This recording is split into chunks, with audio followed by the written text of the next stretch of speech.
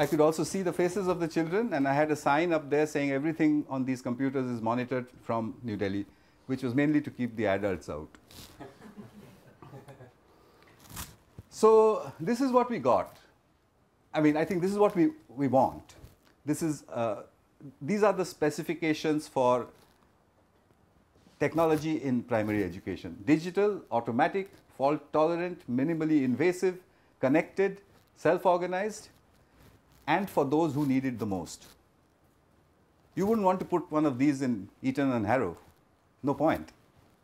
You've got good education going on there. But you do need this in Tora Bora.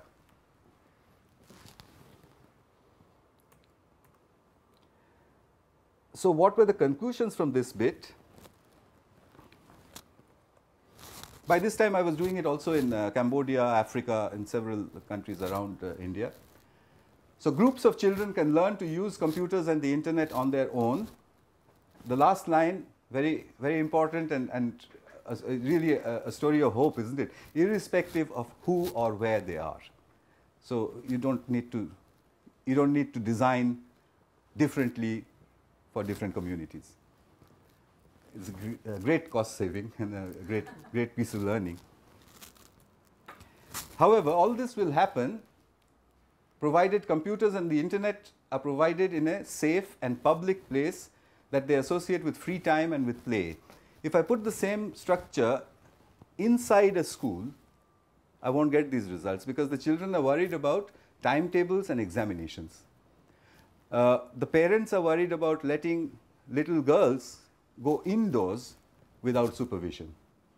But when you put it out in the street, the locations I would choose is that there would be a bazaar or a market over here, or a government building or a police station, some public area where adults constantly walk past. The screens are highly visible.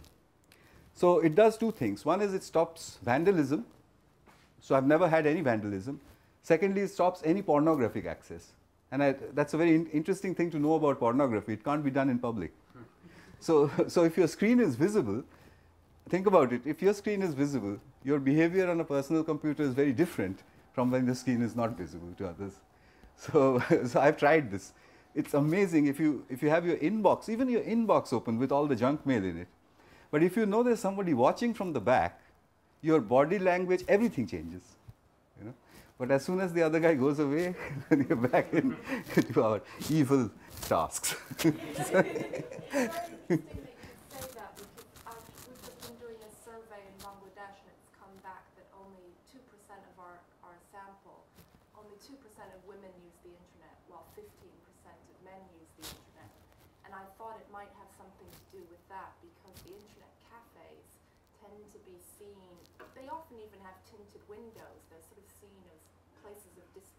Yes. People watch porn, basically. Absolutely. Not just not just porn. It's also hate mail, propaganda, terrorism. All that happens inside the internet cafes, and they have that reputation. And because they're closed, girls are not encouraged to go inside at all. So, but imagine that situation if you turned that room inside out like what I've done here. So the computers are sticking out onto the road. I think the whole situation will change immediately. It's unfortunate because what this sort of thing does is it creates the wrong notion that girls are not interested. It's absolutely untrue. Well, here's an amazing number, and as you can see, an amazing number of little girls. 200 to 300 children can share one computer effectively to become computer literate in 3 months' time. If you calculate the time, it works out to minutes per child. So how can it work? But I know how it works. One child operates, about 3 or 4 children observe and advise, and about 15 or 16 other children behind them make a great deal of noise and provide all sorts of wrong advice. But if you test them, if you test the 20, they all score the same marks. They learn as much by watching as they do by. So it's very counterintuitive to our good old teaching strategy that learning by doing is the only way to learn. If they don't have the possibility to do, then the child's mind rewires itself so that they learn as much by watching as by doing. Were you able to quantify any result in pedagogic term? Yes, absolutely. I'll show you in a second. Not for me, I believe you, just No.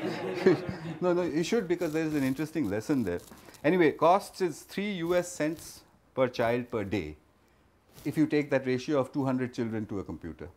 So a $30 investment would probably cause irreversible social change in maybe a 3-year period. But coming to the results, well, let me just go back one step.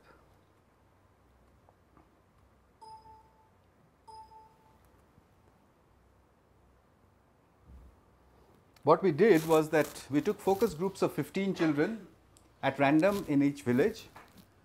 We tested them on a computer literacy scale over a 9-month period. And at the end of 9 months, we isolated a control group.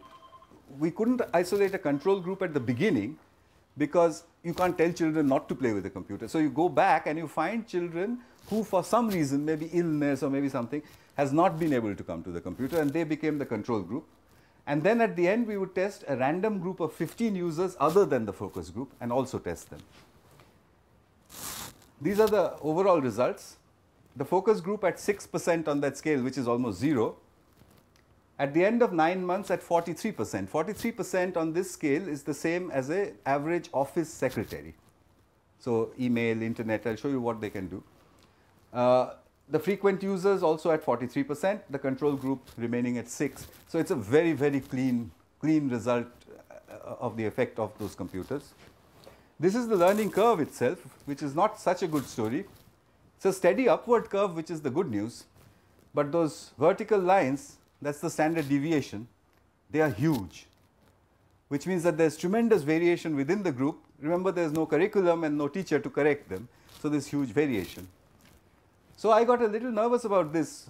So I repeated this whole testing in an expensive private school in New Delhi for 9 months. And we got this. All right. So kind of does question the whole system, doesn't it?